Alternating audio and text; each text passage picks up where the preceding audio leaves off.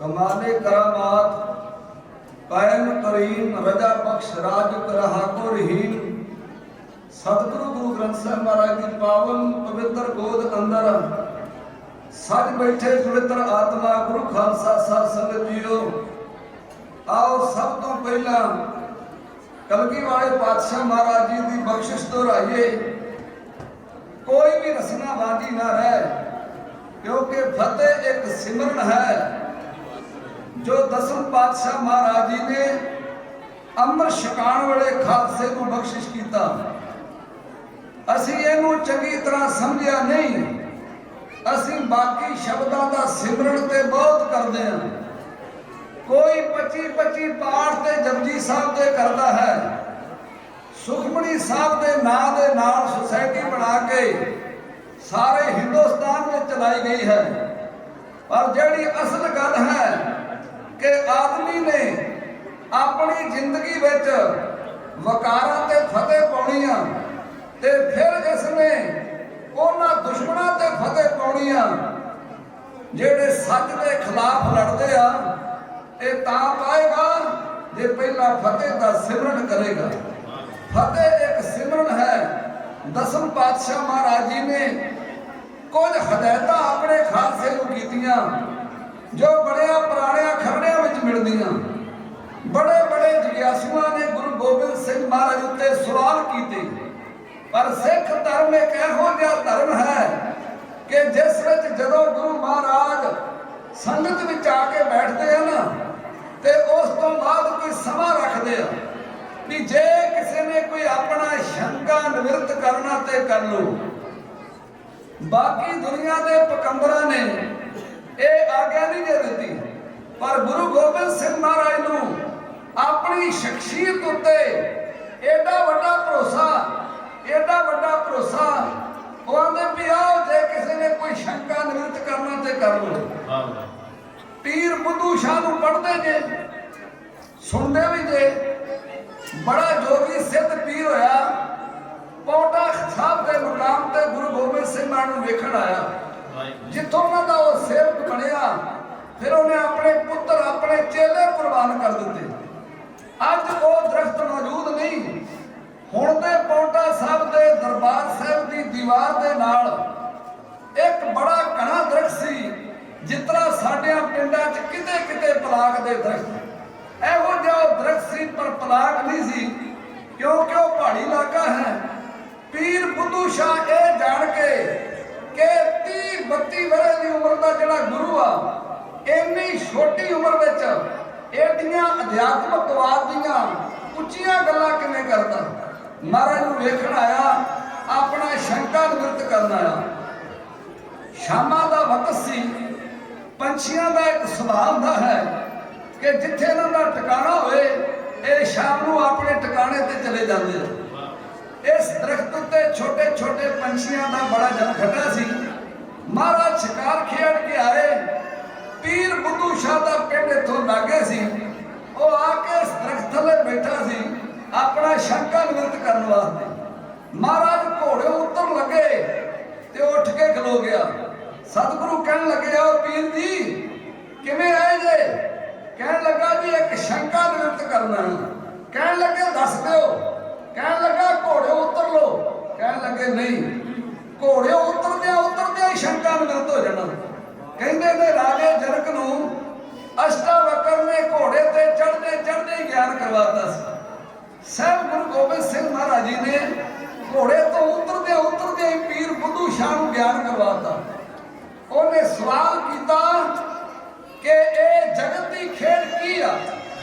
सवाल बहुत वड्डा सी। जिस दरख्त उत्ते पंछी बैठे सन, ओदे थले हजूर दा घोड़ा खड़ा सी, सामने पीर बुद्धू शाह खड़ा सी। मर ने एओ तां वेख के ते ताड़ी मारी। सब पंछी उड़ के चले गए। पंछियां दा रौला हट गया। सतगुरु कहन लगे, पीर बुद्धू शाह जगत की खेड बस ये नहीं किया। कोई आया ते चला गया। वो समझ गया। उन्हें बड़े अदब दे नाल महाराज नूं नमस्कार की।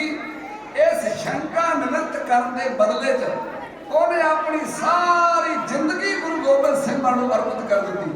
पर साडे शंके अजे तक निवृत्त नहीं होए। ਅਸੀਂ ਉਹਦੇ ਹੋ ਕੇ ਵੀ ਉੱਥੋਂ तक नहीं पहुंचे। कोई साडे अंदर जन्मां जन्मांतरां दी कमी है। बेनती कर रहा सां जे इन्हां शंकियां ते अंदर दी मैल ते फतेह पाउणी आ, फिर सानू फतेह दा सिमरन करना पਊਗਾ। ਜਦੋਂ ਆਪਾਂ फतेह गजाउने हैं ना, दो वारा वाहिगुरू दा नाम पवित्र चेते आंदा, दो वारा वाहिगुरू दा नाम ते जेड़ा वाहिगुरू शब्द बोलदा ना, मेरे करगियां वाले पातशाह ते बड़े प्रसन्न हुंदे। सच है जे उन्होंने 10वें ग्रंथ की रचना की, जाप साहब की बाणी तो एक ओंकार सतगुर प्रसाद श्री वाहिगुरू जी की फतेह। जे उन्हें चौपी आरंभ की, एक ओंकार श्री वाहिगुरू जी की फतेह। जे उन्हें चंडी की वार की बाणी आरंभ की, एक ओंकार श्री वाहिगुरू जी की फतेह। तो जेड़ा जबान विचों फतेह बुलाउंदा ओदी हमेशा ही फतेह हुंदी है। हर मैदाने हर दीवाने फतेह हुंदी है। इस करके कोई रस्म बाजी ना रह जाए। गुरु गोबिंद सिंह मान नूं जग्यासुआ ने पूछा सी, महाराज जी तुहाडे जगत छड़ जाण तो बाद अगर जे तुहाडा किसी ने दर्शन करना होए ते फिर उन्हां आख्या मैं खालसे विचों हां, किसी सजे होए खालसे नूं देख लिओ ते अपने मन विच ओनू इह अकीदा बना के देखियो कि मैं गुरु गोबिंद सिंह के स्वरूप नूं वेख रहा। मैं तुहानूं ओहदे विच बैठा दसांगा, ओही मेरा ठिकाना होएगा। बाकी दुनिया के पकंबरां ने अपनी उम्मत नूं इह मान नहीं जे दित्ता। शायद साडे अंदर इह कमी है कि असीं इहनूं संभाल ही नहीं सके। सवाल करने वाले फिर सवाल कीता, महाराज अगर कोई इहो जिहा समा बन गए तुहाडा कोई सजा होया सिंह वेखण नूं ना लभे ते फिर तुहाडा दर्शन किवें होए। सवाल करने वाले भी बड़े अजीब हुंदे आ। ताड़ने वाले क़यामत की नजर रखते हैं। हजूर कलगियां वाले पातशाह कहन लगे, फिर तू अपने गातरे पई तलवार म्यान विचों कढ लई, इहनूं फतेह बुला के ते इहदी तिखी धार वाले वेखी। मैं तैनूं तेग दी तिखी धार दे विचों नजर आऊंगा ते जे मैनूं सिंध विचों लभणा ना ते जदों तू फतेह बुलाएगा ना उदों मैं तेनू दिस पांगा। फतेह एक सिमरन है जिहदे विचों साहब गुरु गोबिंद सिंह दा दर्शन हुंदा। आओ सारे मिलके फतेह बुलाइए। बंदे दी कोई समर्था नहीं कि वो कोई गुरु की गल कर सके। गुरु पूरा है, मनुख अधूरा है ते अधूरा मनुख पूरे गुरु की की गल करेगा। मनुख जिहड़ा पंज भूतक शरीर के अंदर घिरिया, परमेश्वर शरीर विच नहीं है।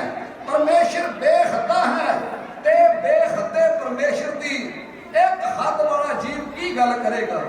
सिख कदे गुरु की लखता नहीं कर सकता।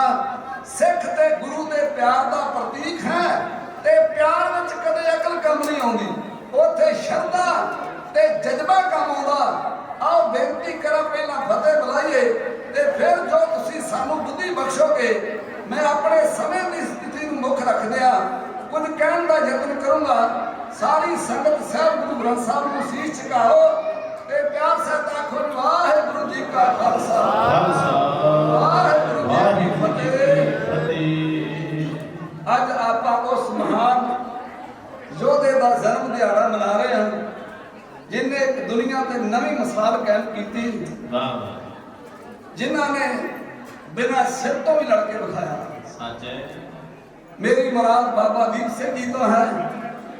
अबदाली दियां फौजा वालों गुरु के हरमंदर साहब का अपमान होने लगा। ਇਹਦੇ ਪ੍ਰਤੀਕਰਨ ਵਿੱਚ ਖਾਲਸੇ ਨੇ ਆਪਣੀਆਂ ਜਾਨਾਂ ਨਿਸ਼ਾਵਰ ਕਰਨ ਦਾ ਪਰਨ ਕਰ ਲਿਆ। आओ इतिहास के ऐसे ही पन्ने की वाकफियत ले लिए। बाबा दीप सिंह का जन्म 1682 ਨੂੰ ਪਿੰਡ ਪਹੁ ਵਿਖੇ ਹੋਇਆ। ਉਦੋਂ ਜ਼ਿਲ੍ਹਾ ਅੰਮ੍ਰਿਤਸਰ ਨਹੀਂ, ਉਦੋਂ ਜ਼ਿਲ੍ਹਾ ਲਾਹੌਰ ਸੀ। ਭਾਵੇਂ ਬਹੁਤ ਬੜੇ ਗੁਰਸਿੱਖਾਂ ਦਾ ਗੁਰੂ ਨਾਨਕ ਦੇ ਦਰਬਾਰ ਨਾਲ ਲਗਾਓ ਸੀ, ਪਰ ਜਿੰਨਾ ਲਗਾਓ ਗੁਰੂ ਗੋਬਿੰਦ ਸਿੰਘ ਦੇ ਪੰਥ ਨਾਲ ਤੇ ਗੁਰੂ ਨਾਨਕ ਲੇਵਾ ਸਿੱਖਾਂ ਦੇ ਨਾਲ ਬਾਬਾ ਦੀਪ ਸਿੰਘ ਦਾ ਸੀ ਨਾ ਬਹੁਤ ਘੱਟ ਮੰਨਿਆ ਹੋਏਗਾ। ਉਹਨਾਂ ਦੇ ਪਿਤਾ ਦਾ ਨਾਮ ਭਗਤਾ ਸੀ, ਅੰਮ੍ਰਿਤ ਛਕ ਕੇ ਭਗਤ ਸਿੰਘ ਬਣਿਆ। ਉਹਨਾਂ ਦੀ ਮਾਤਾ ਦਾ ਨਾਮ ਮਾਤਾ ਜਿਉਣੀ ਸੀ। ਮਾਤਾ ਪਿਤਾ ਉਮਰ ਸਿੱਧਾ ਹੁੰਦੇ ਜਾ ਰਹੇ ਆ। ਘਰ ਵਿੱਚ ਸ਼ਾਇਦ ਲਾਲ ਨਾ ਹੋਏ। ਆਂਦੇ ਕਿ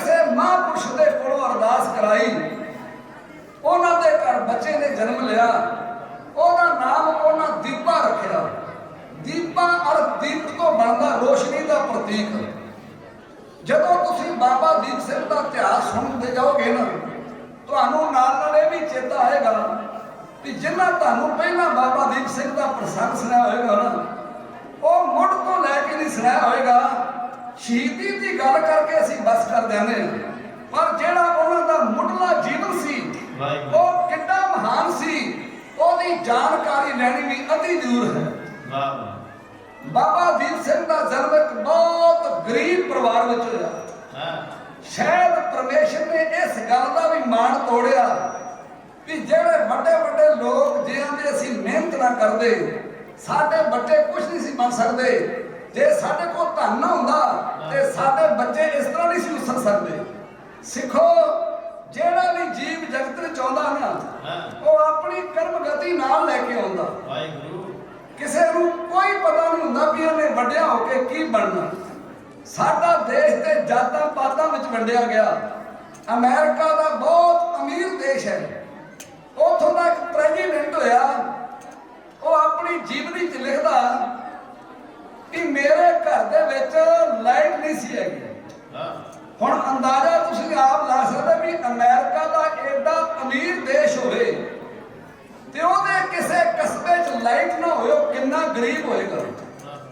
ਆਂਦਾ ਮੇਰੇ ਕੋਲ ਪੈਸੇ ਨਹੀਂ ਸੀ, ਮੈਂ ਆਪਣੇ ਯਾਰਾਂ ਮਿੱਤਰਾਂ ਦੀਆਂ ਮੰਗ ਕੇ ਕਿਤਾਬਾਂ ਪੜ੍ਹਦਾ ਰਿਹਾ।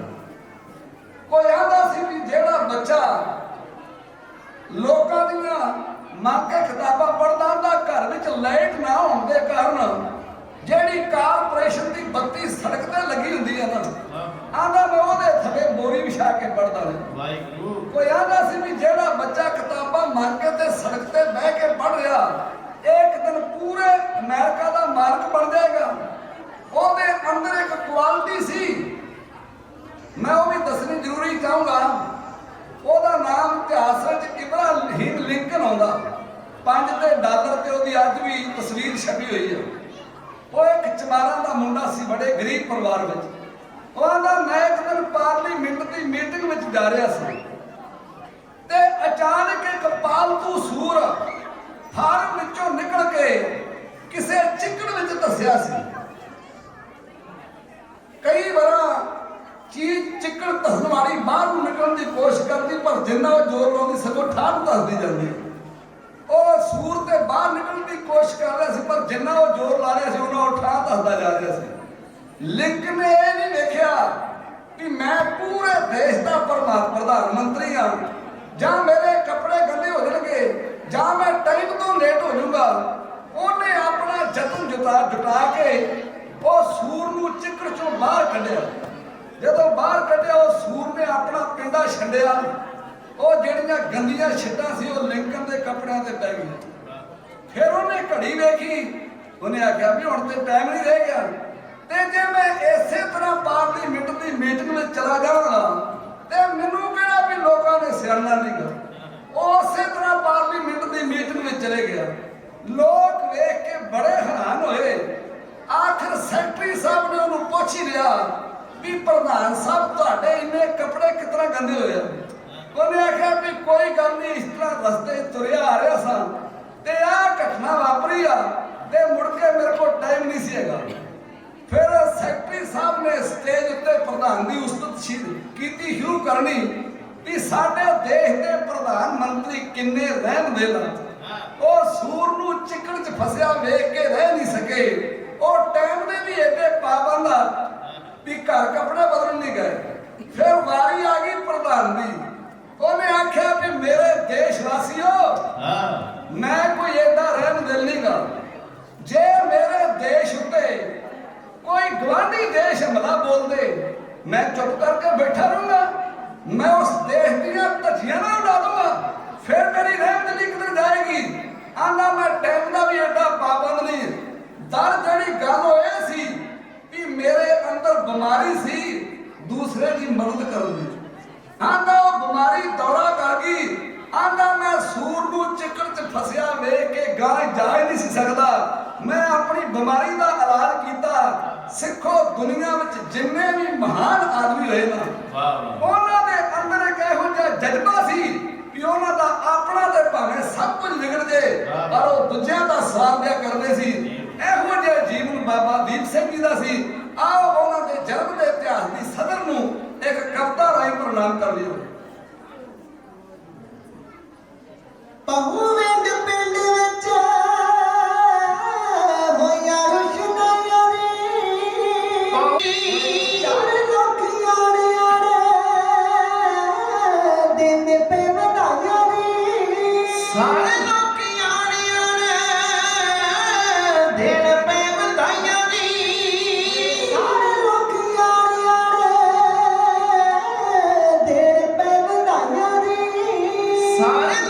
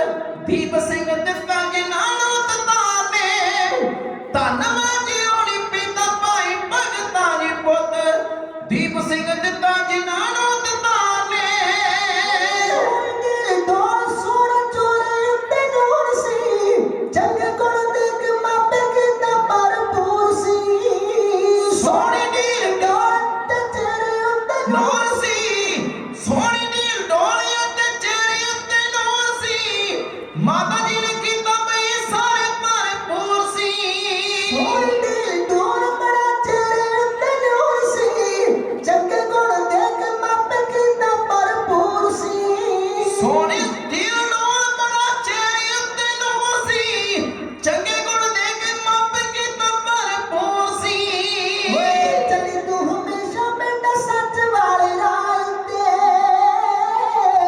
ਚੱਲੀ ਤੂੰ ਹਮੇਸ਼ਾ ਬੜੇ ਸੱਚ ਵਾਲੇ ਰਾਹ ਤੇ ਚੰਗੇ ਮਾਪਿਆਂ ਨੇ ਦਿੱਤੇ ਉਹਨੂੰ ਸੰਸਕਾਰ ਨੇ ਧੰਨ ਮੈਂ ਜਿਉਣੀ ਪਿਤਾ ਭਾਈ ਭਗਤਾ ਜੀ ਪੁੱਤ ਦੀਪ ਸਿੰਘ ਦਿੱਤਾ ਜਿਨ੍ਹਾਂ ਨੂੰ ਦਿੱਤਾ ਨੇ ਧੰਨ ਮੈਂ ਜਿਉਣੀ ਪਿਤਾ ਭਾਈ ਭਗਤਾ ਜੀ ਪੁੱਤ ਦੀਪ ਸਿੰਘ ਦਿੱਤਾ ਜਿਨ੍ਹਾਂ ਨੂੰ ਦਿੱਤਾ ਨੇ ਪੁੱਤ ਦੀਪ ਸਿੰਘ ਦਿੱਤਾ ਜਿਨ੍ਹਾਂ ਨੂੰ ਦਿੱਤਾ ਨੇ ਜੀ ਪੁੱਤ ਦੀਪ ਸਿੰਘ ਦਿੱਤਾ ਜਿਨ੍ਹਾਂ ਨੂੰ ਦਿੱਤਾ ਨੇ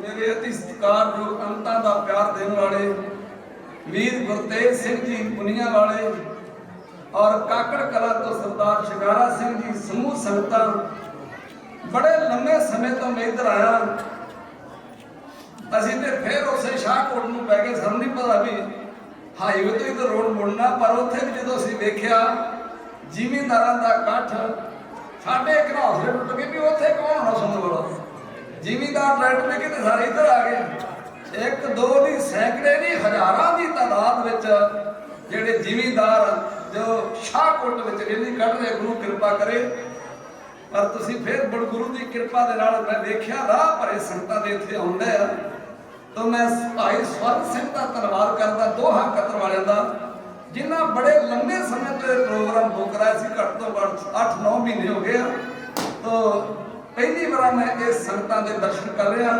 ਪ੍ਰਬੰਧਕ ਜਨਾਂ ਵੱਲੋਂ ਬਹੁਤ ਵਧੀਆ ਪ੍ਰਬੰਧ ਕੀਤਾ ਗਿਆ ਗੁਰੂ ਕਿਰਪਾ ਕਰੇ ਆਲੀਸ਼ਾਨ ਜੋ ਸਥਾਨ ਹੈ ਮਹਾਰਾਜ ਦਾ ਉਹਦੀ ਮੈਂ ਸੰਗਤਾਂ ਨੂੰ ਵਧਾਈ ਦਿੰਦਾ ਗੁਰੂ ਕਿਰਪਾ ਕਰੇ ਬੜੇ ਸ਼ਰਧਾ ਤੇ ਭਾਵਨਾ ਦੇ ਨਾਲ ਬਾਬਾ ਦੀਪ ਸਿੰਘ ਦਾ ਤੁਸੀਂ ਜਨਮ ਦਿਹਾੜਾ ਮਨਾ ਰਹੇ ਜੇ ਅੱਜ ਦਾ ਦਿਹਾੜਾ ਇਹ ਮੇਨ ਹੁੰਦਾ ਤੇ ਜਿੱਥੇ ਵੀ ਕੋਈ ਗੁਰੂ ਨਾਨਕ ਲੇਵਾ ਸਿੱਖ ਰਹਿ ਰਿਹਾ ਨਾ ਉਹਨਾਂ ਦੀ ਯਾਦ ਹਰ ਥਾਂ ਮਨਾਈ ਜਾ ਰਹੀ ਹੈ ਤਾਂ ਗੁਰੂ ਕਿਰਪਾ ਕਰੇ ਬਾਬਾ ਦੀਪ ਸਿੰਘ ਜੀ ਦਾ ਜਦੋਂ ਉਹ 17 ਵਰ੍ਹਿਆਂ ਦੇ ਹੋਏ ਨਾ ਉਹਨਾਂ ਦੀ ਜ਼ਿੰਦਗੀ ਵਿੱਚ ਇੱਕ ਨਵਾਂ ਮੋੜ ਆਇਆ ਗੁਰੂ ਗੋਬਿੰਦ ਸਿੰਘ ਸੱਚੇ ਪਾਤਸ਼ਾਹ ਮਹਾਰਾਜ ਜੀ ਨੇ ਹੋਲੇ ਮਹੱਲੇ ਦੇ ਇਕੱਠ ਥੱਲੇ ਸੰਗਤਾਂ ਨੂੰ ਬੁਲਾਇਆ ਵੀ ਹੁਮ ਹਮਾ ਕੇ ਸੰਗਤਾਂ ਅਨੰਦਪੁਰ ਸਾਹਿਬ ਆਉਣ ਮਾਝੇ ਮਾਲਵੇ ਦੁਆਬੇ ਤੋਂ ਸੰਗਤਾਂ ਸ੍ਰੀ ਅਨੰਦਪੁਰ ਸਾਹਿਬ ਦੇ ਦਰਸ਼ਨਾਂ ਨੂੰ ਜਾ ਰਹੀਆਂ ਮੈਂ ਇੱਥੇ ਦੋ ਭਚੰਗੀਆਂ ਦੀ ਗੱਲ ਕਰਨ ਲੱਗਾ ਇੱਕ ਤੇ ਚੀਚੇ ਦੇ ਰਹਿਣ ਵਾਲਾ ਸੀ ਜਿਹਦਾ ਨਾਂ ਸੀ ਲੋਧਾ ਤੇ ਦੂਜਾ ਸੀ ਬਹੁ ਪਿੰਡ ਦੇ ਰਹਿਣ ਵਾਲਾ ਜਿਹਦਾ ਨਾਂ ਸੀ ਦੀਪਾ ਸੰਗਤ ਨਾਲ ਰਲ ਕੇ ਤੇ ਇਹ ਵੀ ਅਨੰਦਪੁਰ ਸਾਹਿਬ ਚਲੇ ਗਏ ਮਹਾਰਾਜ ਜੀ ਨੇ ਐਲਾਨ ਕੀਤਾ ਕਿ ਜਿੰਨੇ ਅੰਮ੍ਰਿਤ ਛਕਣਾ ਨਾ ਉਹ ਆਪਣਾ ਨਾਂ ਲਿਖਾਓ ਅਸੀਂ ਅੰਮ੍ਰਿਤ ਸੰਚਾਰ ਵਿੱਚ ਸੇਰੇ ਆਪ ਲੱਗਾਂਗੇ ਇਹਨਾਂ ਦਵਾ ਭਚੰਗੀਆਂ ਨੇ ਗੁਰੂ ਗੋਬਿੰਦ ਸਿੰਘ ਮਹਾਰਾਜ ਦੇ ਹਸਤ ਕਮਲਾਂ ਤੋਂ ਅੰਮ੍ਰਿਤ ਛਕਿਆ ਸੀ ਨੋਧੇ ਦਾ ਨਾਮ ਸਤਿਗੁਰੂ ਨੇ ਨੋਧ ਸਿੰਘ ਰੱਖ ਦਿੱਤਾ ਦੀਪੇ ਦਾ ਨਾਮ ਸਤਿਗੁਰੂ ਨੇ ਦੀਪ ਸਿੰਘ ਰੱਖ ਦਿੱਤਾ ਸੰਗਤਾਂ ਨੂੰ ਕਾਫੀ ਦਿਨ ਹੋ ਗਏ ਸੇਵਾ ਕਰਦਿਆਂ ਨੂੰ ਤੇ ਇੱਕ ਦਿਨ ਮਹਾਰਾਜ ਨੇ ਚਰਨਾਂ 'ਚ ਬੇਨਤੀ ਕੀਤੀ ਮਹਾਰਾਜ ਸਾਨੂੰ ਕਈ ਦਿਨ ਹੋ ਗਏ ਘਰਾਂ ਤੋਂ ਆਇਆ ਨੂੰ ਜੇ ਤੁਹਾਡਾ ਹੁਕਮ ਹੋਏ ਤੇ ਇੱਕ ਘਰ ਫੇਰਾ ਮਹਾਰਾਜ ਫੇਰ ਆ ਕੇ ਸੇਵਾ ਕਰ ਲਾਂਗੇ ਮਹਾਰਾਜ ਕਹਿਣ ਲੱਗੇ ਵੀ ਜਾ ਸਕਦੇ ਸਾਨੂੰ ਕੋਈ ਇਤਰਾਜ਼ ਨਹੀਂ ਛੁੱਟੀਆਂ ਲੈਣ ਵਾਲਿਆਂ ਦਾ ਦਿਨ ਆ ਗਿਆ ਉਹ ਲੈਣ ਉਹ ਸਦਰ ਵੀ ਸਾਹਮਣੇ ਆ ਗਈ ਜਿਸ ਬਾਬਾ ਦੀਪ ਸਿੰਘ ਜੀ ਖਲੋਤੇ ਸੀ ਜਦੋਂ ਚੱਲਦਿਆਂ ਲਾਗੇ ਆਏ ਨਾ ਤੇ ਬਾਬਾ ਦੀਪ ਸਿੰਘ ਜੀ ਨੀਵੀਂ ਪਾ ਕੇ ਖਲੋਤੇ ਮਹਾਰਾਜ ਕਹਿਣ ਲੱਗੇ ਉਹ ਦੀਪ ਸਿੰਘਾ ਤੇਰੇ ਮਾਪਿਆਂ ਦੀ ਛੁੱਟੀ ਲੈ ਲਈ ਤੇ ਤੂੰ ਕੁਝ ਬੋਲਦਾ ਨਹੀਂਗਾ ਆਂਦਾ ਮਾਰ ਜਾਣਾ ਕਿ ਨਹੀਂ ਜਾਣਾ ਹਾਂ ਸਤਿਗੁਰੂ ਪਾਤਸ਼ਾਹ ਕਹਿਣ ਲੱਗੇ ਦੀਪ ਸਿੰਘਾ ਤੇਰੇ ਮਾਪਿਆਂ ਦੀ ਛੁੱਟੀ ਲੈ ਲਈ ਤੇ ਤੂੰ ਕਿਉਂ ਨਹੀਂ ਬੋਲਦਾ ਆਂਦਾ ਮਹਾਰਾਜ ਜਿੱਦਣ ਤੁਸੀਂ ਅੰਮ੍ਰਿਤ ਛਕਾਇਆ ਸੀ ਨਾ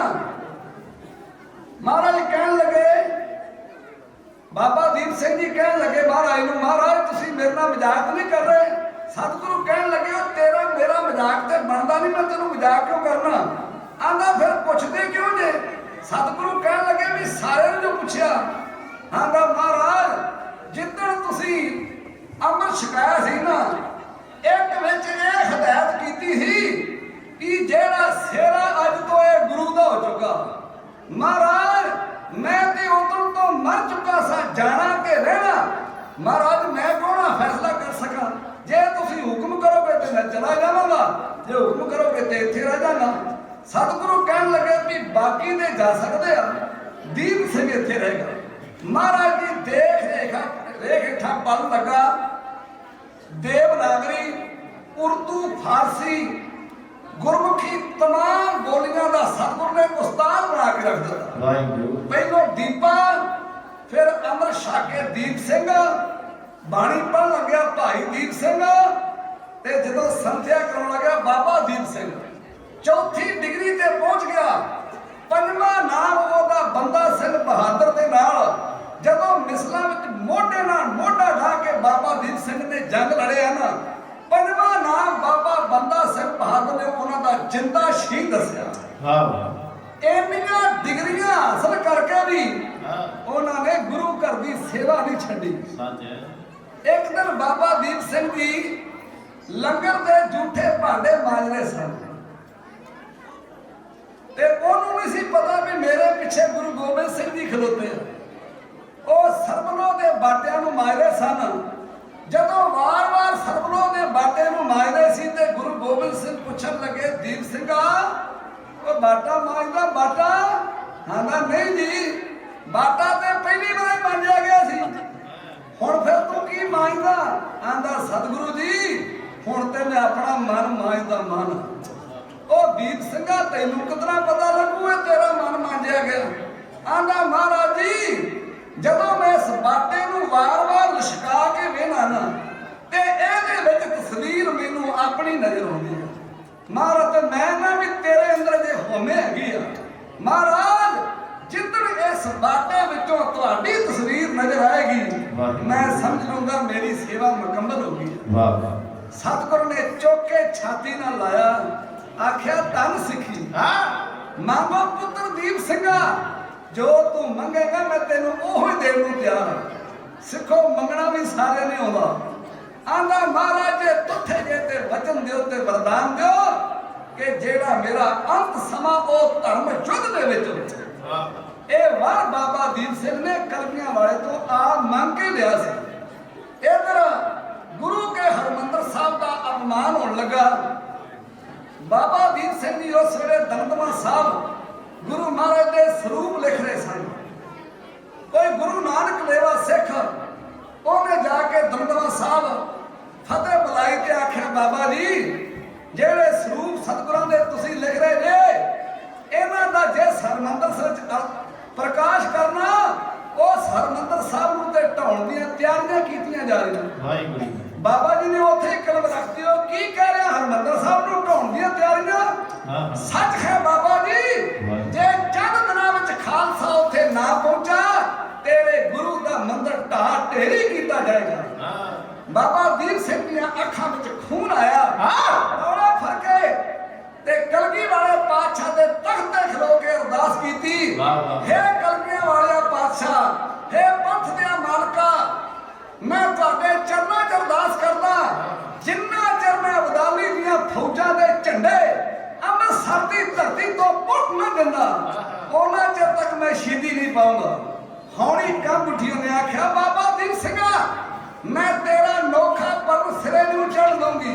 ਉਹਨੇ ਆਖਿਆ ਬਚਨ ਹੋਣਗੇ ਸਿੱਧ ਦੇ, ਉਹ ਪੂਰੇ ਤੇ ਪੱਕੇ, ਅਸੀਂ ਫੜ ਫੜ ਜੰਮ ਲਗਾਈਏ ਸੂਈਆਂ ਦੇ ਨੱਗੇ, ਉਹ ਸਾਨੂੰ ਅੰਮ੍ਰਿਤਸਰ ਵੱਲ ਜਾਂਦੇ ਆ ਅੱਜ ਕਿਹੜਾ ਟੱਕੇ ਨਹੀਂ, ਅਸੀਂ ਖੰਡੇ 18 ਸਿਰ ਦੇ ਐਵੇਂ ਚੁੱਕੇ।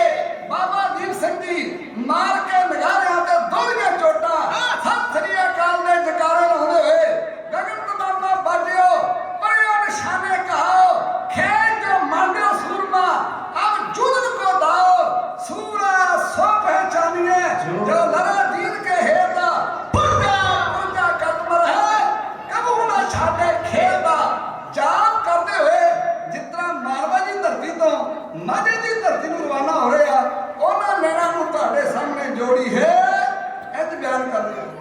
ਇਹ ਦਿਲ ਦੀ ਦੋਰੀ ਚੋਟ ਨਗਾਰੇ ਤੁਰ ਮੋਲਕ ਬਾਦਲ ਕਾਰੇ ਨਾ ਧਰਮ ਦੀਨ ਤੋਂ ਹਾਰੇ ਆਈ ਭੱਜ ਨੌਂਦਰਾ ਪਾਉਣ ਚੱਲੇ ਸਿਰ ਜਾਣ ਧਰਮ ਤੋਂ ਲਾਉਣ ਚੱਲੇ ਚਾਵਲ ਦੀ ਫੌਜੀ ਕਾਲੀ ਕਿਸ ਮੋਢੇ ਪਾਈ ਤਨਾਲੀ ਕਿਹਦੇ ਚਿਰ ਤੋਂ ਤੇਗ ਜੰਗਾਲੀ ਸਿੱਕਿਲੇ ਕੁਫਰ ਦੇ ਢਾਉਣ ਚੱਲੇ ਸਿੱਖ ਜਾਣ ਧਰਮ ਤੋਂ ਲਾਉਣ ਚੱਲੇ ਦਿਲ ਦੀ ਦੋਰੀ ਚੋਟ ਨਗਾਰੇ ਤੁਰ ਮੋਲਕ ਬਾਦਲ ਕਾਰੇ ਨਾ ਧਰਮ ਦੀਨ ਤੋਂ ਹਾਰੇ ਆਈ ਭੱਜ ਨੌਂਦਰਾ ਪਾਉਣ ਚੱਲੇ ਸਿਰ ਜਾਣ ਧਰਮ ਤੋਂ ਲਾਉਣ ਚੱਲੇ ਚਾਵਲ ਖੰਡ ਦੀ ਫੌਜੀ ਕਾਲੀ ਕਿਸ ਮੋਢੇ ਪਾਈ ਤਨਾਲੀ ਕਿਹਦੇ ਚਿਰ ਤੋਂ ਤੇਗ ਜੰਗਾਲੀ ਸਿੱਕਿਲੇ ਕੁਫਰ ਦੇ ਢਾਉਣ ਚੱਲੇ ਸਿੱਖ ਜਾਣ ਧਰਮ ਤੋਂ ਲਾਉਣ ਚੱਲੇ ਤੁਰੇ ਕਰਕੇ ਰਾਤਾ ਪੱਕਾ ਮੇਰੀ ਕਰਦਾ ਧਰਮ ਤੇ ਧੱਕਾ ਚਲ ਪਾਉਣ ਜਬਰ ਨੂੰ ਟੱਕਾ ਜਦ ਮਾਰ ਕੇ ਧਰਮ ਬਚਾਉਣ ਚੱਲੇ ਸਿੰਘ ਜਾਣ ਧਰਮ ਤੋਂ ਲਾਉਣ ਚੱਲੇ ਹੋਰ ਤਾਮੇ ਆਜ਼ਾਦ ਕਰਾਉਣਾ ਮੁੜ ਮੁੜ ਨਹੀਂ ਜਗਤੇ ਆਉਣਾ ਹੱਸ ਹੱਸ ਕੇ ਜਿਸਮ ਲਟਾਉਣਾ ਸਿੱਖੀ ਦੀ ਸ਼ਾਨ ਚਮਕਾਉਣ ਚੱਲੇ ਸਿੰਘ ਜਾਣ ਧਰਮ ਤੋਂ ਲਾਉਣ ਚੱਲੇ ਗੱਲਾਂ ਜਿੱਥੇ ਜਿੱਥੇ ਸੁਣ ਪਾਈਆਂ ਸਿੰਘ ਤੁਰ ਪੈ ਕਰਕੇ ਤਾਈਆਂ ਹੱਥ ਤੇ ਕਾਂ ਖੂਨ ਤੇ ਆਈਆਂ ਹੌਲੀ ਨਾਲ ਹਾਲ ਮਚੋੜ ਚੱਲੇ ਸਿੰਘ ਜਾਣ ਧਰਮ ਤੋਂ ਲਾਉਣ ਚੱਲੇ ਹੁਣ ਨੱਚ ਨੱਚ ਕੇ ਆਖਣ ਢੋਲੇ ਹੁਣ ਤੀਨੀ ਜਾਣਗੇ ਤੋੜੇ ਦਬਗਾ ਦੀ ਜਾਨ ਮਰਾਉਣੇ ਸਿੱਖੀ ਦਾ ਨਾਮ ਚਮਕਾਉਣ ਚੱਲੇ ਸਿੰਘ ਜਾਣ ਧਰਮ ਤੋਂ ਲਾਉਣ ਚੱਲੇ ਜਮਨੇ ਤੇ ਸਿੰਘਾਂ ਦਾ ਸ਼ੁਕਰੀਆ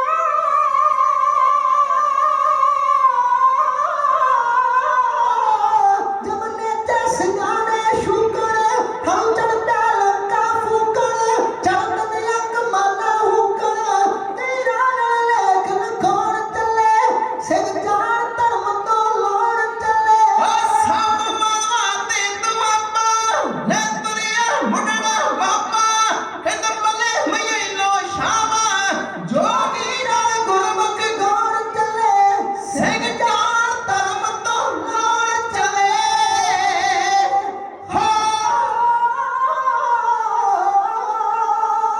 ਹਰ ਬੰਦੇ ਦੇ ਮੂੰਹੋਂ ਆਵਾਜ਼ ਨਿਕਲੀ ਵੇਖੋ ਉਹ ਬੁੱਢਾ ਜਵਾਨੀ ਨਾਲ ਲੜਨ ਤੁਰਿਆ ਉਹ ਛਾਪਾ ਮਾਰਿਆ ਜਿੰਨਾ ਦਰਬਾਰ ਉੱਤੇ ਬਾਬਾ ਬਾਬਾ ਉਹਨਾਂ ਦੀ ਛਾਤੀ ਤੇ ਚੱਲ ਤੁਰਿਆ ਲੈ ਕੇ ਮਾਲਵੇ ਮਾਝੇ ਦੁਆਬੀਆਂ ਨੂੰ ਲਾਵਾ ਲਾਵਾ ਫਤਿਹ ਦੀ ਦੇਵੀ ਨਾਲ ਪੜਨ ਤੁਰਿਆ ਪੂਰਾ ਸੱਤ ਸਿਪਾਹੀ ਤੇ ਰਾਜ ਜੋਗੀ ਕਿਸਮਤ ਨਵੀਂ ਪੰਜਾਬ ਦੀ ਘੜਨ ਤੁਰਿਆ ਕੱਢ ਤੁਰਿਆ ਬਾਬਾ ਦੀਪ ਸਿੰਘ ਜੀ ਲੈ ਕੇ 5000 ਦਾ ਜਥਾ ਵਾਹ ਵਾਹ ਇਧਰ ਭਿੱਖੀ ਵਿੰਡ ਖੇਮ ਕਰਨ ਦੇ ਰਸਤੇ ਥਾਰੀ ਹੁੰਦਾ ਆ ਸ੍ਰੀ ਤਰਨਤਾਰਨ ਸਾਹਿਬ ਪਹੁੰਚੇ ਆ।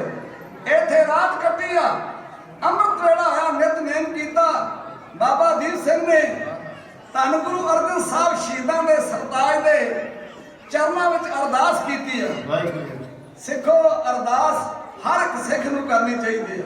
ਵਾਹ ਸਿੱਖ ਨੇ ਛੋਟੇ ਤੋਂ ਛੋਟਾ ਵੀ ਕੰਮ ਕਰਨਾ ਹੋਵੇ ਨਾ ਡੰਗਰਾਂ ਦੀ ਖੁਰਲੀ ਵੀ ਬਣਾਉਣੀ ਹੋਵੇ ਨਾ ਸਿੰਘ ਫਿਰ ਵੀ ਅਰਦਾਸ ਕਰੇ।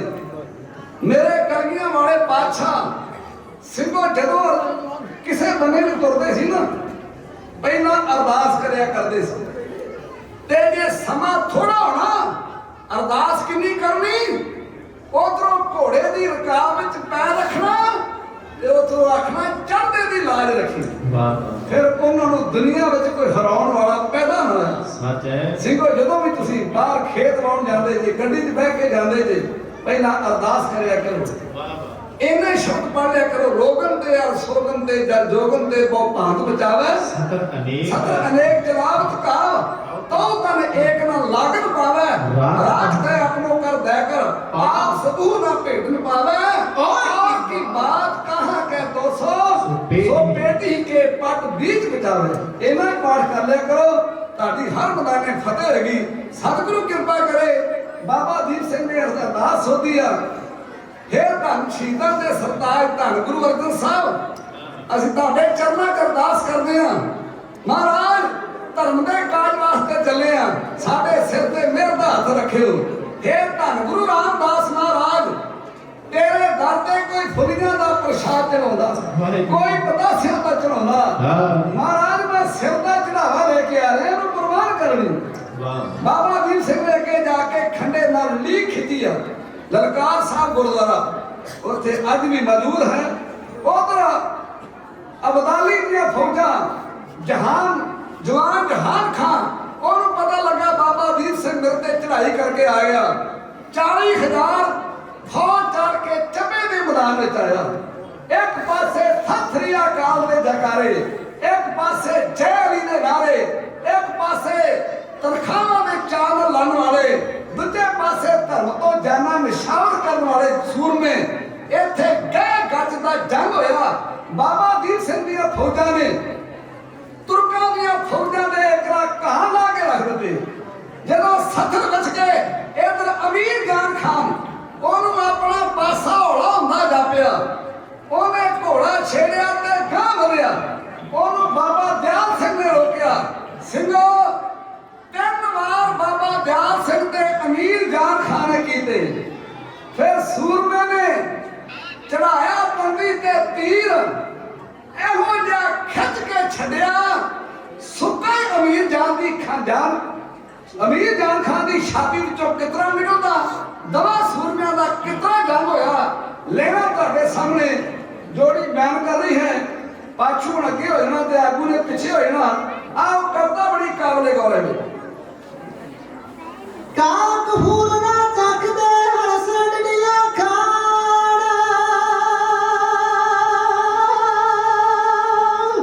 ਬਾਦ ਨਾ ਚੀੜਾ ਚੁਗਣਗੇ ਨਿਕਲ ਜਾਣ ਤੇ ਪ੍ਰਾਣ।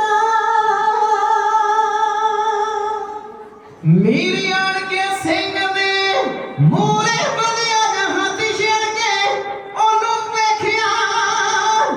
ਵੇਖਿਆ ਦਿਆਲ ਸਿੰਘ ਸੂਰਮੇ ਪਿਆਰ ਨਾਲ ਆਵਾਜ਼ ਮਾਰ ਕੇ ਕਹਿੰਦਾ ਸੁਣ ਜਾ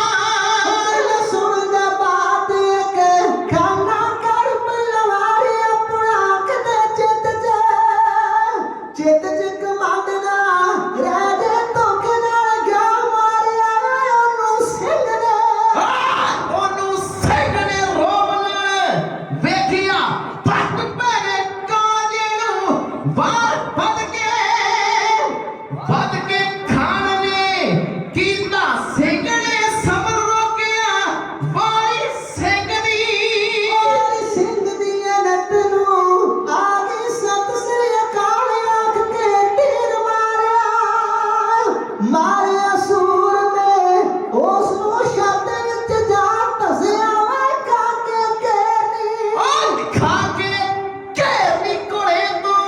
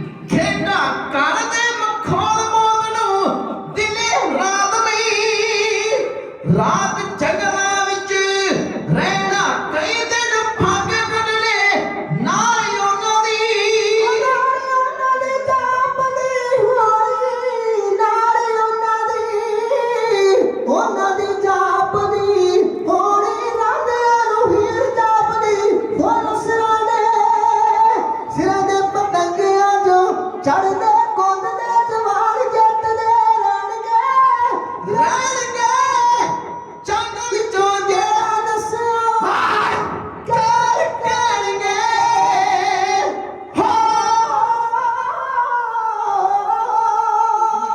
ਚੜ੍ਹਦੀ ਕਲਾ ਉਸ ਕੌਮ ਦੀ ਸਦਾ ਰਹਿੰਦੀ, ਉਹ ਚੜ੍ਹਦੀ ਕਲਾ ਉਸ ਕੌਮ ਦੀ ਸਦਾ ਰਹਿੰਦੀ ਵਾਹ ਜਿਹੜੀ ਆਪਣੇ ਫਰਜ਼ ਪਛਾਣਦੀ ਏ, ਓਏ ਤਖਤਾਂ ਤਾਜਾਂ ਤੇ ਲੋਭ ਤੇ ਥੁੱਕਦੀ ਨਹੀਂ, ਓਏ ਸੋਜੀ ਸੋਝੀ ਰਾਹ ਜਾਵੇ ਆਪਣੀ ਸ਼ਾਨ ਦੀ ਏ।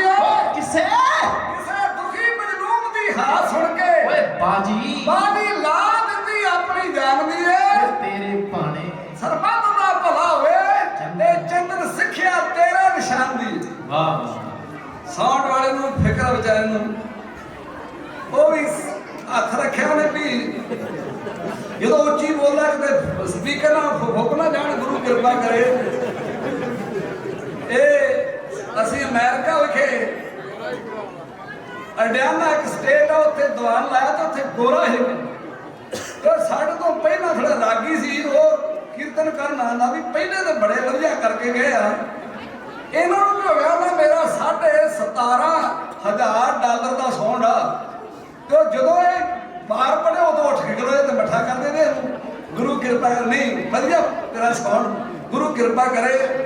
ਮੈਂ ਧੰਨਵਾਦ ਕਰਦਾ, ਹੁਣ ਜ਼ਿਆਦਾ ਜੋਰ ਨਹੀਂ ਲਾਉਂਦੇ ਸੀ, ਇਹ ਜੋਰ ਲਾਉਣਾ ਪੈਂਦਾ ਕਿਉਂਕਿ ਤੁਹਾਡੀਆਂ ਨਾੜਾਂ ਵਿੱਚ ਜਿਹੜਾ ਜੰਮਿਆ ਖੂਨ ਹੈ ਨਾ, ਉਹ ਤੋੜਨ ਵਾਸਤੇ ਮਨ ਨੇ ਢਾਡੀ ਤੇ ਕਵੀਸ਼ਰ ਇਹ ਪੈਦਾ ਕੀਤੇ ਸੀ। ਇਸ ਵੀਰ ਸਰਦਾਰ ਨਰਵੈਰ ਸਿੰਘ ਜੀ ਬਹੁਤ ਸਾਰਾ ਮਾਣ, ਇੱਥੋਂ ਦੇ ਹੈਡ ਗ੍ਰੰਥੀ ਸਾਹਿਬਾਨ ਬਾਬਾ ਸਰਬਜੀਤ ਸਿੰਘ ਜੀ ਜਿਨ੍ਹਾਂ ਨੇ ਬਹੁਤ ਪਿਆਰ ਦਿੱਤਾ, 100 ਲੱਖ ਦਮੜਾ ਸਪੈਸ਼ਲ ਭੇਜਦੇ ਆ। ਇਹ ਸਵਾਰ ਤੋਂ ਖੁਸ਼ ਹੋ ਕੇ ਸਤਿਗੁਰੂ ਕਿਰਪਾ ਕਰੇ, ਪੁੰਨੀਆਂ ਰਹਿਣ ਵਾਲੀਆਂ ਸੰਗਤਾਂ ਬੇਅੰਤ ਮਾਇਆ ਹਾਜ਼ਰ ਕਰ ਰਹੀਆਂ। ਮੇਰਾ ਸਤਿਗੁਰੂ ਚੜ੍ਹਦੀ ਕਲਾ ਕਰੇ ਔਰ ਤੁਹਾਡੇ ਬੱਚੇ ਜਿਹੜੇ ਆ ਉਹ ਨਸ਼ੇ ਵਰਗੀ ਮਾੜੀ ਅਲਾਮਤ ਤੋਂ ਬਚੇ ਰਹਿਣ, ਖੰਡੇ ਬਾਟੇ ਦਾ ਅੰਮ੍ਰਿਤ ਛਕ ਕੇ ਉਹ ਪੰਥ ਦਾ ਨਾਮ ਰੋਸ਼ਨ ਕਰਨ। ਬਾਬਾ ਦਿਆਲ ਸਿੰਘ ਜੀ ਦਾ ਤੀਰ ਵੱਜਾ, ਅਮੀਰ ਜਾਨ ਖਾਨ ਉਲਟ ਕੇ ਜਾ ਪਿਆ, ਇਹਦੀ ਲੋਥ ਨੂੰ ਇਹਦੇ ਚੁੱਕ ਕੇ ਵਾਰਸ ਪਿੱਛੇ ਲੈ ਗਏ। ਅੱਗੇ ਵਧਿਆ ਜ਼ਬਰਦਸਤ ਖਾਨ, ਹਾਥੀ ਦੀ ਹਮਾਰੀ 'ਚ ਬੈਠਾ ਸੀ, ਇਹਨੇ ਹਾਥੀ ਛੇੜਿਆ ਤੇ ਬਾਬਾ ਬਲਵੰਤ ਸਿੰਘ ਨਿਹੰਗ ਸਿੰਘ ਨੇ ਰੋਕਿਆ। 3 ਵਾਰ ਕੀਤੇ ਬਾਬਾ ਬਲਵੰਤ ਸਿੰਘ ਤੇ ਜ਼ਬਰਦਸਤ ਖਾਨ ਨੇ। ਫਿਰ ਸੂਰਮੇ ਨੇ ਉਂਗਲ ਉੱਤੇ ਚੱਕਰ ਚਲਾਇਆ, ਇੱਕ ਹੁੰਦਾ ਅਸਤਰ, ਇੱਕ ਹੁੰਦਾ ਸ਼ਸਤਰ। ਅਸਤਰ ਉਹ ਹੁੰਦਾ ਮਹਾਰਾਜ ਦੋਵਾਂ ਦਾ ਜ਼ਿਕਰ ਕੀਤਾ, ਜਿੱਤੇ ਸ਼ਸਤਰ ਨਾਮੰ ਨਮਸਕਾਰ ਨਮਸਕਾਰ ਤਾਮੰ, ਜਿੱਤੇ ਅਸਤਰ ਭੇਣ ਨਮਸਕਾਰ ਤੇਨ। ਸ਼ਸਤਰ ਹੁੰਦਾ ਜਿਹਨੂੰ ਹੱਥ ਵਿੱਚ ਫੜ ਕੇ ਚਲਾਇਆ ਜਾਂਦਾ, ਤੇ ਅਸਤਰ ਉਹ ਹੁੰਦਾ ਜਿਸ ਤਰ੍ਹਾਂ ਤੀਰ ਹੋਇਆ, ਚੱਕਰ ਹੋਇਆ, ਉਹਨੂੰ ਛੱਡ ਦਿੱਤਾ ਜਾਂਦਾ, ਇਹਨੂੰ ਅਸਤਰ ਕਹਿੰਦੇ ਆ। ਮਹਾਰਾਜ ਨੇ ਸਿੰਘੋ ਸ਼ਸਤਰਾਂ ਦੀ ਬੜੀ ਮਹਾਨਤਾ ਦੱਸੀ ਜੀ। ਜਦੋਂ ਮੇਰੇ ਕਲਗੀਧਰ ਪਾਤਸ਼ਾਹ ਮਹਾਰਾਜ ਜੋਤੀ ਜੋਤ ਸਮਾਉਣ ਲੱਗੇ ਨਾ, ਉਦੋਂ ਕਮੈਦ ਘੋੜੇ ਤੇ ਸਤਿਗੁਰੂ ਸਵਾਰ ਸਨ। ਕਨਾਲ ਸਤਿਗੁਰਾਂ ਨੇ ਕਰਵਾਈ ਹੋਈ ਸੀ। ਜਦੋਂ ਚਿਖਾ ਤੇ ਚੜ੍ਹ ਲੱਗੇ ਤੇ ਘੋੜੇ ਦੀਆਂ ਵਾਗਾਂ ਮੋੜ ਕੇ ਇੱਕ ਪਿਛਾਂਹ ਨੂੰ ਵੇਖਿਆ ਸੀ। ਸਭ ਖਾਲਸਾ ਉਦੋਂ ਬਰਾਗਮਈ ਸੀ, ਤੇ ਜਿਸ ਤਰ੍ਹਾਂ ਪਿਓ ਨੂੰ ਪੁੱਤਰ ਵੇਖ ਕੇ ਪਿਆਰ ਆ ਜਾਂਦਾ ਨਾ, ਖਾਲਸੇ ਨੂੰ ਸੰਬੋਧਨ ਹੋ ਕੇ ਕਹਿਣ ਲੱਗੇ, ਖਾਲਸਾ ਜੀ ਸ਼ਬਦ ਕਰਕੇ ਸਦਾ ਅਸੀਂ ਤੁਹਾਡੇ ਕੋਲ, 2 ਬਚਨ ਸਾਡੇ ਚੇਤੇ ਰੱਖਿਓ, ਗੁਰਬਾਣੀ ਤੇ ਵਾਹਿਗੁਰੂ ਮੰਤਰ ਨੂੰ ਕਦੇ ਨਹੀਂ ਵਿਸਾਰਨਾ, ਤੇ ਸ਼ਸਤਰ ਵਿਦਿਆ ਦਾ ਅਭਿਆਸ ਨਾ ਤਿਆਗਿਓ। ਦੁਨੀਆ ਦੀ ਕੋਈ ਵੀ ਕੌਮ ਤੁਹਾਨੂੰ ਗੁਲਾਮ ਨਹੀਂ ਬਣਾ ਸਕੇਗੀ। ਇਹ ਮਹਾਰਾਜ ਦੇ ਇਤਿਹਾਸਕ ਬਚਨ ਹੁੰਦੇ ਆ। ਦੇਖਿਓ ਗੁਰੂ ਮਹਾਰਾਜ ਦੀ ਧਰੋਹਰ ਸਾਡੇ ਕੋਲ ਹੈ ਨਹੀਂ ਹੈ। ਤੁਸੀਂ ਸ੍ਰੀ ਅਕਾਲ ਤਖਤ ਸਾਹਿਬ ਜਾਓ, ਜਦੋਂ ਇੱਕ ਪੀੜਾ ਵੱਜ ਜਾਂਦਾ ਨਾ, ਫਿਰ ਆਦੇ ਹੁਣ ਬਾਬਾ ਸਾਹਿਬ ਬਾਬਾ ਦੀਪ ਸਿੰਘ ਦੇ ਸ਼ਸਤਰ ਆਉਗੇ। ਉਹ ਐਡਾ ਵੱਡਾ ਕਮਰ ਕੱਸਾ ਨਾਮੇ ਵਾਲੇ ਰਾਜਿਆਂ ਨੇ ਹੁਣ ਇੱਕ ਤੇਗਾ ਭੇਟ ਕੀਤਾ, ਜਿਹਦੇ ਸ੍ਰੀ ਕੇਸਗੜ੍ਹ ਸਾਹਿਬ ਤਖਤ ਉੱਤੇ ਦਰਸ਼ਨ ਕਰਵਾਏ ਜਾਂਦੇ ਆ। ਮੀਰੀ ਪੀਰੀ ਦੇ ਮਾਲਕ ਗੁਰੂ ਹਰਗੋਬਿੰਦ ਸਾਹਿਬ ਦਾ ਉਹ ਤੇਗਾ ਜਿਹਦੇ ਨਾਲ ਸਤਿਗੁਰੂ ਨੇ ਕਾਲੇ ਖਾਂ ਨੂੰ ਵੱਢਿਆ ਸੀ, ਤੇ ਜਦੋਂ ਕਾਲੇ ਖਾਂ ਦੇ ਸਿਰ ਜੋ ਤੇਗਾ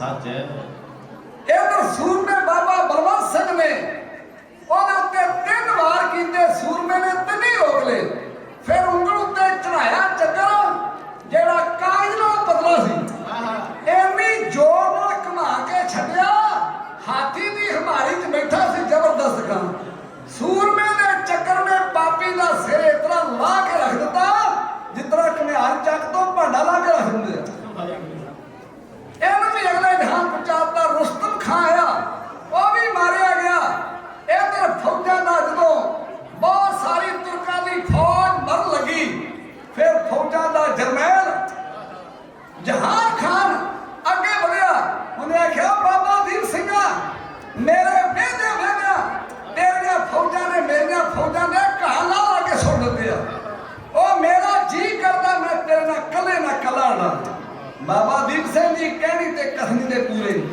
बाणी ते बाणी दे परपक घोड़े तो थले उतरे ओ जमाल ओ जहान खाना मवी ਇਹੋ ਚਾਹਣਾ ਜਿਹੜਾ ਜਦੋਂ ਕੋਈ ਕੱਲੇ ਨਾ ਕੱਲਾ ਸੂਰਮਾ ਲੜੇ ਨਾ ਤਾਂ ਹੀ ਹੁੰਦਾ ਬਾਬਾ ਦੀਪ ਸਿੰਘ ਦਾ ਇਤਿਹਾਸ ਪੜ੍ਹ ਕੇ ਦੇਖੋ ਸਿੰਘੋ ਉਹ ਦਮਦਮਾ ਸਾਹਿਬ ਦੀ ਧਰਤੀ ਉਹ ਅੱਜ ਉੱਥੇ ਭੋਰਾ ਬਣਿਆ ਸੀ ਭੋਰਿਆਂ ਤੇ ਸ਼ੰਕੇ ਕਰਦੇ ਟੀਕਾ ਟਿੱਪਣੀ ਵੀ ਕਰਦੇ ਪਰ ਭੋਰਾ ਉਹ ਅੱਜ ਵੀ ਮੌਜੂਦ ਆ ਦਮਦਮਾ ਸਾਹਿਬ ਦੀ ਧਰਤੀ ਤੇ ਛੋਟੀਆਂ ਇੱਟਾਂ ਦਾ ਕਿੰਨੀਆਂ ਕਿੰਨੀਆਂ ਚੌੜੀਆਂ ਕੰਧਾਂ ਦੋਵਾਂ ਕੰਧਾਂ ਵਿੱਚ ਮੇਪੀਆਂ ਗੱਡੀਆਂ ਹੋਈਆਂ ਮੇਪ ਵੱਡੇ ਘੜੇ ਜਿਹਨੂੰ ਕਹਿ ਲਈਏ ਇੱਕ ਵਿੱਚ ਜਲ ਹੋਇਆ ਕਰਦਾ ਸੀ ਤੇ ਇੱਕ ਵਿੱਚ ਭੁੱਜੇ ਛੋਲੇ ਹੋਇਆ ਕਰਦੇ ਸੀ ਕਈ ਦਿਨ ਭੁੱਜੇ ਛੋਲੇ ਛਾਕੇ ਬਾਬਾ ਦੀਪ ਸਿੰਘ ਜੀ ਉਸ ਵਾਹਿਗੁਰੂ ਦੀ ਭਗਤੀ ਵਿੱਚ ਜੁਟੇ ਰਹਿੰਦੇ ਸਨ ਵਾਹਿਗੁਰੂ ਉਹ ਮਹਾਂਪੁਰਸ਼ ਕਰਨੀ ਤੇ ਕਥਨੀ ਦੇ ਪੂਰੇ ਉਹਨਾਂ ਦੀ ਬਾਣੀ ਉੱਤੇ ਕਿੰਨੀ ਸ਼ਰਧਾ ਸੀ ਬਾਬਾ ਭਾਈ ਮਨੀ ਸਿੰਘ ਜੀ ਬਾਣੀ ਲਿਖਿਆ ਕਰਦੇ ਸੀ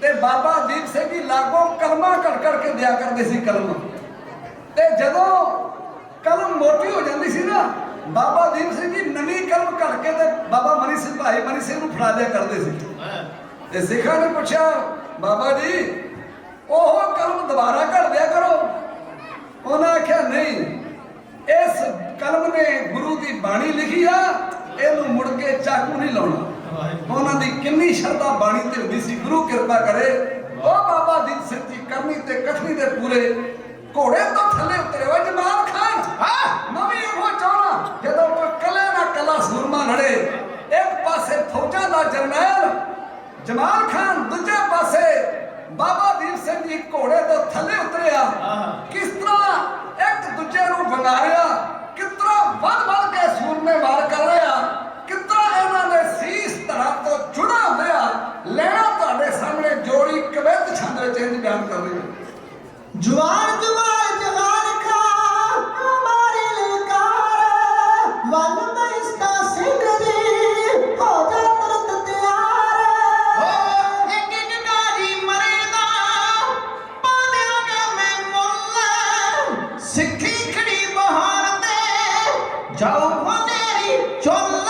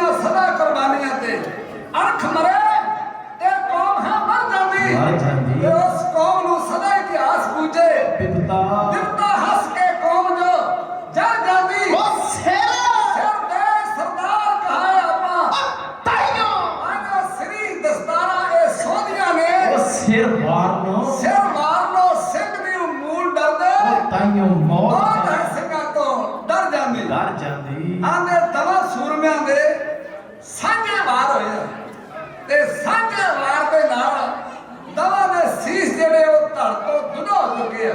ਵਾਹਿਗੁਰੂ ਹੌਣੀ ਨੇ ਮੇਰਾ ਮਾਰਿਆ ਉਹ ਬਾਬਾ ਦੀਪ ਸਿੰਘਾ ਬੜੇ ਦਮ ਗਜੇ ਮਾਰਦਾ ਸਾਂ। ਮੈਂ ਹਰਮੰਦਰ ਆਜ਼ਾਦ ਕਰਕੇ ਫੇਰ ਸ਼ਹੀਦੀ ਪਾਉਂਗਾ। ਉਹ ਤੇਰੇ ਗੁਰੂ ਦਾ ਮੰਦਰ ਇੱਥੋਂ ਬੜੀ ਦੂਰ ਆ, ਇੱਥੇ ਤੇਰਾ ਲਾਰੀ। ਉਸ ਵੇਲੇ ਗੁਰੂ ਕੇ ਸਿੱਖੋ ਜਿਤਨਾ ਹੌਣੀ ਬਾਬਾ ਦੀਪ ਸਿੰਘ ਨੂੰ ਮਾਰ ਰਹੀ ਆ ਇਹ ਲੈਣਾ ਮੈਨੂੰ ਆਂਦੇ ਪਾਪਾ ਇੱਕ ਤਾਂ ਤੂੰ ਅੱਗੇ ਲਾ। ਗੁਰੂ ਕਿਰਪਾ ਦਾ ਹੈ ਜਿਹੜਾ ਗਾਉਣਾ ਨਾ ਉਹ ਜਵਾਨੀ ਦਾ।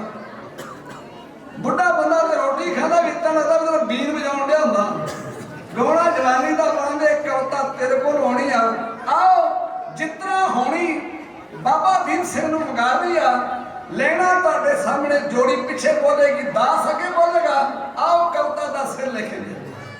ਖਿੜ ਖਿੜ ਹੋਣੀ ਹੱਸ ਗਈ ਉਹ ਮਾਰੀ ਲਲਕਾਰ, ਪਰਮ ਤੋੜ ਕਿਉਂ ਪੈ ਗਿਆ ਸਿੰਘਾਂ ਵਿਚਕਾਰ।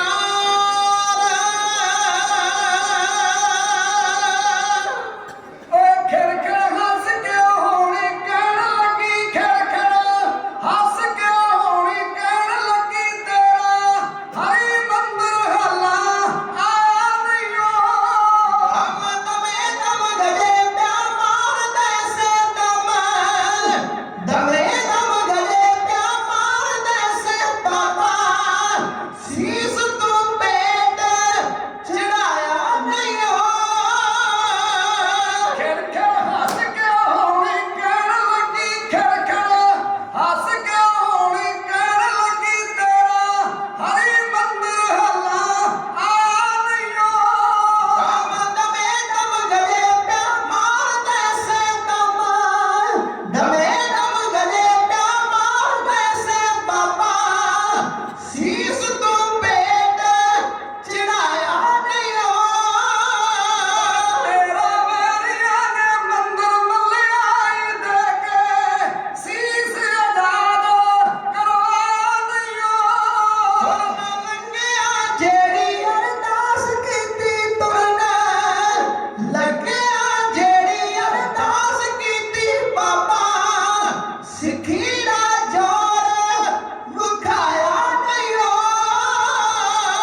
ਪੰਜ ਮੀਲ ਉੱਤੇ ਡੇਰਾ ਗੱਡ ਬੈਠਾ ਤੇ ਬਚਨਾ ਬੋਲਿਆ ਤੋੜ ਚੜਾਇਆ ਦਈਓ। ਜਿਹੜੇ ਗੁਰਾਂ ਨੂੰ ਇੰਨਾ ਸਤਿਕਾਰ ਦਾ ਸੀਸ, ਉਹਨਾਂ ਦੇ ਕੋਲ ਪਹੁੰਚਾਇਆ ਨਹੀਂ ਹੋ। ਰਸਤੇ ਵਿੱਚ ਕਿਉਂ ਡਿੱਗਦਾ ਨਿਹੰਗ ਸਿੰਘਾ, ਰਸਤੇ ਵਿੱਚ ਕਿਉਂ ਡਿੱਗਦਾ ਨਿਹੰਗ ਸਿੰਘਾ, ਚਾਹੀਏ ਸਿੱਖੀ ਦਾ ਰੁਤਬਾ ਘਟਾਇਆ ਨਹੀਂ।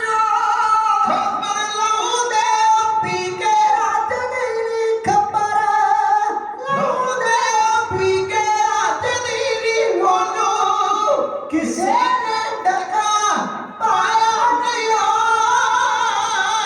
ਇਸੇ ਵਾਸਤੇ ਹੋਣੀ ਪਰਮਲ ਬਾਬਾ, ਇਸੇ ਵਾਸਤੇ ਹੋਣੀ ਪਰਮਲ ਬਾਬਾ ਉਹਦਾ ਕਿਸੇ ਨੇ ਮੌਕਾ ਪਵਾਇਆ ਨਹੀਂ।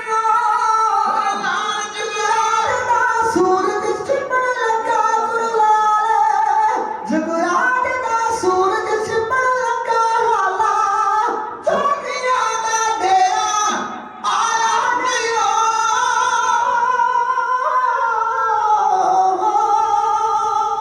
ਗੁਰੂ ਕੇ ਸਿੱਖੋ ਜਿਸ ਵੇਲੇ ਹੋਣੀ ਨੇ ਮੰਗਾਰਿਆ ਲਾਗੇ ਮਹਾਂਪੁਰਸ਼ ਬਾਬਾ ਨੱਥਾ ਸਿੰਘ ਦਾ ਜ਼ਿਕਰ ਕਰਦੇ ਨੇ ਆਖਿਆ ਹੋਣੀਏ ਇਹ ਰਾਜੇ ਕੀ ਵਿਗੜਿਆ।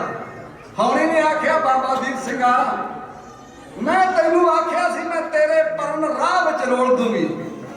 ਜਦੋਂ ਅਰਜਨ ਦਾ ਪੁੱਤਰ ਅਭਿਮਨੂ ਮਰਿਆ ਤੇ ਅਰਜਨ ਨੇ ਆਖਿਆ ਵੀ ਜਿੰਨਾ ਚਿਰ ਜੇ ਮੈਂ ਕੱਲ ਸ਼ਾਮਾਂ ਤੱਕ ਆਪਣੇ ਬੈਰੀ ਨੂੰ ਮਾਰ ਨਾ ਲਵਾਂ, ਜੇ ਮੈਂ ਨਾ ਮਾਰੇ ਤੇ ਮੈਂ ਆਗੇ ਸਰ ਕੇ ਮਰਨਾ ਨਹੀਂ ਆਇਆ। ਇਹ ਨਹੀਂ ਆਖਿਆ ਵੀ ਮੈਂ ਉਹਨੂੰ ਮਾਰ ਕੇ ਮਰੂੰਗਾ, ਪਰ ਬਾਬਾ ਦੀਪ ਸਿੰਘ ਦਾ ਅਨੋਖਾ ਪਰਨਾ ਉਹਨੇ ਆਖਿਆ ਜਿੰਨਾ ਚਿਰ ਮੈਂ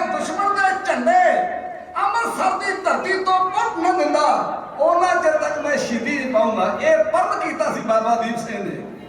ਉਹਨੇ ਆਖਿਆ ਮੈਂ ਤੈਨੂੰ ਆਖਿਆ ਸੀ ਮੈਂ ਤੇਰੇ ਰਸਤੇ ਵਿੱਚ ਰਾਹ ਸਾਸ ਰੋੜ ਦੂੰਗੀ, ਮੈਨੂੰ ਲੋਕ ਹੋਣੀ ਆਉਂਦੇ ਆ ਤੇ ਇੱਥੇ ਡੇਰਾ ਲਾ ਲਿਆ। ਬਾਬਾ ਦੀਪ ਸਿੰਘ ਨੇ ਆਖਿਆ ਹੋਣੀਆਂ, ਇਹ ਤੇਰੀ ਡੈਰੀ ਜਿਹੜੀ ਹੈ ਲੋਕਾਂ ਵਾਸਤੇ ਬਣੀ ਆ, ਇਹ ਮੇਰੇ ਵਾਸਤੇ ਨਹੀਂ। ਮੇਰੀਆਂ ਰਗਾਂ ਦੇ ਵਿੱਚੋਂ ਕਲਗੀਆਂ ਵਾਲੇ ਪਾਤਸ਼ਾਹ ਦੇ ਖੰਡੇ ਬਾਟੇ ਦਾ ਅੰਮ੍ਰਿਤ ਲੰਘਿਆ। ਮੈਂ ਆਪਣਾ ਪਰਮ ਪੂਰਾ ਕਰਕੇ ਫਿਰ ਸ਼ਹਾਦਤ ਦੇ ਜਾਮ ਪੀਊਂਗਾ। ਉਸ ਵੇਲੇ ਜਿਹੜੀ ਕੀਤੀ ਭੋਰੇ ਵਿੱਚ ਭਗਤੀ ਸੀ ਨਾ, ਉਹ ਭਗਤੀ ਦੀ ਸ਼ਕਤੀ ਨੇ ਫਿਰ ਸਿਰ ਜਿਹੜਾ ਉਹ ਤਲੀ ਤੇ ਚੁੱਕ ਲਿਆ। ਗੁਰੂ ਕੇ ਸਿੱਖੋ, ਇੱਕ ਹੱਥ ਵਿੱਚ ਫਲਾਤੀ ਖੰਡਾ ਬਾਬਾ ਦੀਪ ਸਿੰਘ ਜੀ ਕਿਸ ਤਰ੍ਹਾਂ ਦੁਸ਼ਮਣਾਂ ਨੂੰ ਚਰੀ ਵਾਂਗ ਵੜਦਾ ਗੁਰੂ ਕਾ ਹਰਮੰਦਰ ਆਜ਼ਾਦ ਕਰਕੇ ਆਪਣਾ ਪਰਮ ਪੂਰਾ ਕਰ ਰਿਹਾ। ਲੈਣਾ ਤੁਹਾਡੇ ਸਾਹਮਣੇ ਇਹ ਕਵਿਤਾ ਦਾ ਨਾਮ ਹੈ ਬੰਬ ਛੰਦ। ਆਓ ਬੰਬ ਛੰਦ ਵਿੱਚ ਜੋੜੀ ਬਿਆਨ ਕਰ ਲਈ ਭਾਈ।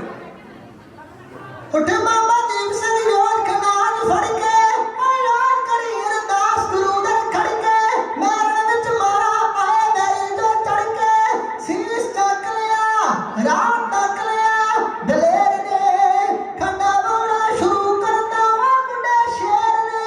ਜੋ ਧੱਕੇ ਗੁਰਾਂ ਦੀ ਓੜ ਕਦੇ ਨਾ ਹਾਰੇ, ਹੱਥਾਂ ਤੇ ਗੱਲਾਂ ਪਈਆਂ ਲੜ ਵਿੱਚ ਸਾਰੇ, ਕਈ ਨੱਸ ਕੇ ਜਾਨ ਬਚਾਉਣ ਨਸੀਬਾਂ ਮਾਰੇ। ਠੰਡਾ